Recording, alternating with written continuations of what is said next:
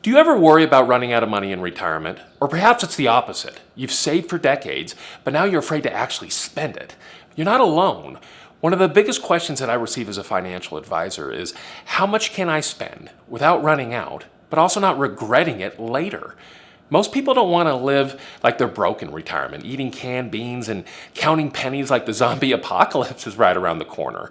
But on the same token, most people don't want to spend too quickly and then be left wondering for the rest of their retirement if they're going to have to go back to work. Finding that sweet spot is exactly what we're digging into today. We're going to walk through 6 retirement spending strategies. Some of them are simple, some of them are a little bit more flexible, and one in particular at the end is exactly the strategy that I recommend for the retirement savers that we work with every single day. So stick around, because determining which strategy to use in retirement to withdraw your funds can greatly enhance the comfort and confidence that you have with your money. Let's start with the 4% rule. It's probably the most common strategy that people hear about in retirement, and it was developed in the 1990s based on historical market performance. And the idea is simple. In your first year of retirement, you take out 4% of your total savings, and then each year after that, you adjust that number for inflation. So let's assume that you retire with $1 million. In that first year, you would take out 40 grand, right? 4% off of $1 million. And then let's say that inflation was 3%. Well, the next year, you would take out $41,200. It's a very simple thing to follow. Now, the problem here is it doesn't adjust for your life. If the market crashes, well, you're still taking out that same amount. If your expenses change, well, you're stuck on that fixed percentage. It's kind of like using a grocery list every single week without actually looking in your fridge. It's simple, but you might be out of milk or hosting the grandkids that weekend. So the 4% rule gives you consistency, but it doesn't give you flexibility. Another common strategy is called stage spending, otherwise known as go-go, slow-go, and no-go. And this says that retirement spending comes in phases.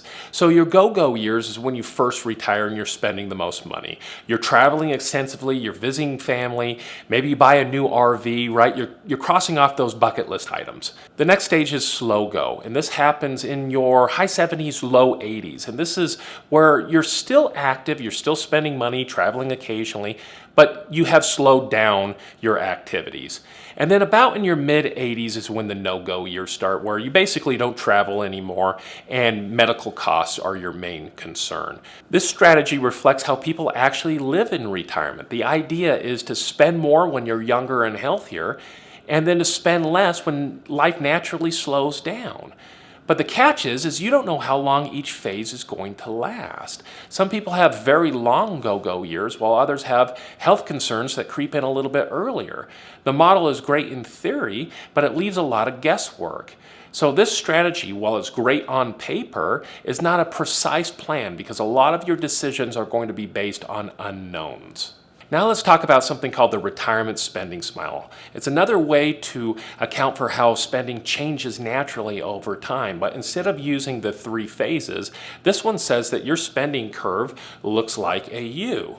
You spend more in your early years, it gets a little bit more quiet in your middle years, and then it increases at the end of your life for medical costs. Now, this is backed up by data and it makes a lot of sense, but similar to stage spending, there's no such thing as a perfect curve. Some people live longer and are healthier for longer, while other people need medical assistance a little bit earlier.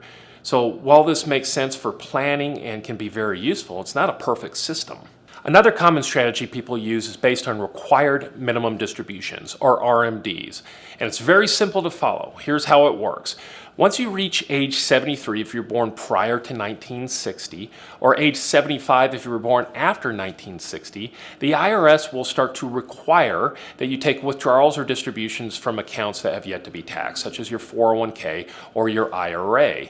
They just don't allow you to keep your money in there forever without being taxed. So many people use their RMDs as their withdrawal strategy rather than the 4% rule. And the RMDs increase each and every year, so it can provide more income later in life if you need it for healthcare expenses. And it's really simple. You just follow the instructions of the IRS. But it has two major problems. First, you might want more money earlier in your retirement for your go-go years, right, to spend and enjoy. It won't allow for that. And then it also doesn't adjust for natural occurrences in life. It doesn't adjust with your lifestyle. So many people want more flexibility and control rather than just following the instructions of the IRS. Let's discuss a strategy with a little bit more flexibility. It's called the floor and ceiling strategy. This is where you establish an amount that you want to spend. Let's say it's $40,000. And then you establish a ceiling. Let's say in this scenario it's $48,000.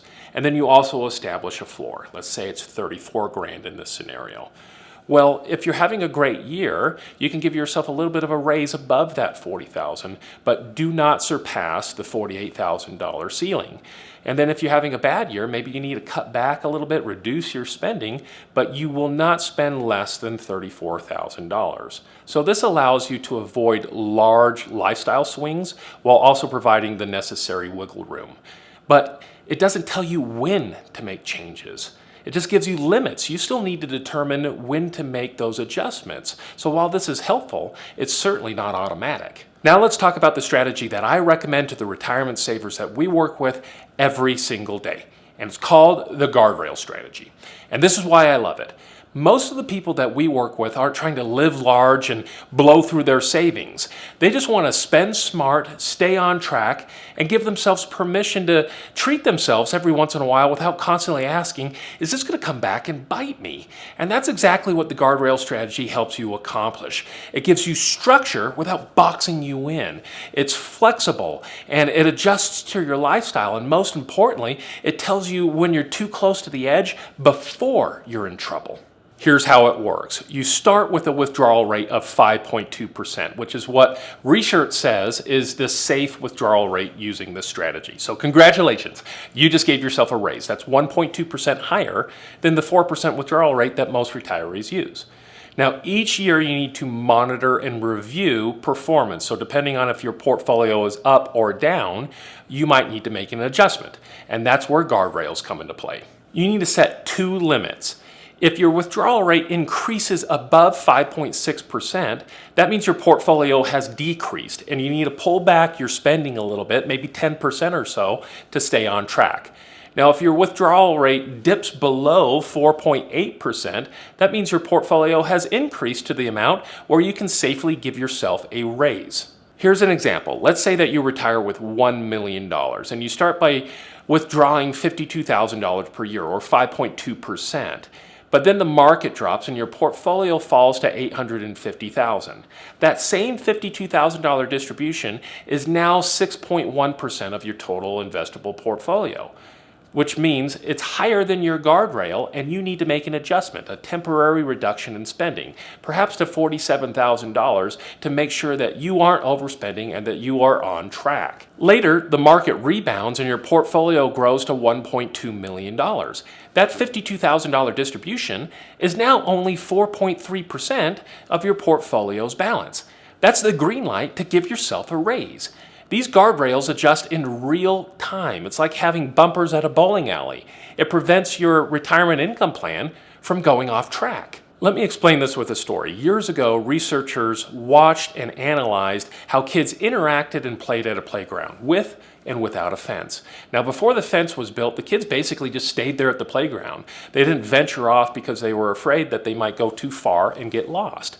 But once the fence was built, everything changed. The kids ran and explored and played and used every inch of the area. And that's because they knew how far they could go before they were in trouble. The same is with guardrails. That's exactly how they work. It's not about establishing rules. It's about giving you the confidence to spend your money and enjoy your retirement without fear. So if you're wondering how to spend your retirement savings in a smart and sustainable way, I highly recommend scheduling your free retirement inspection. The link is in the description to this video. It's completely free of charge and we can show you exactly how you can generate your retirement paycheck. Thank you so much. I really, truly appreciate it. Be sure to like and subscribe so you don't miss any other videos that are designed specifically for you, the retirement saver that deserves an amazing retirement.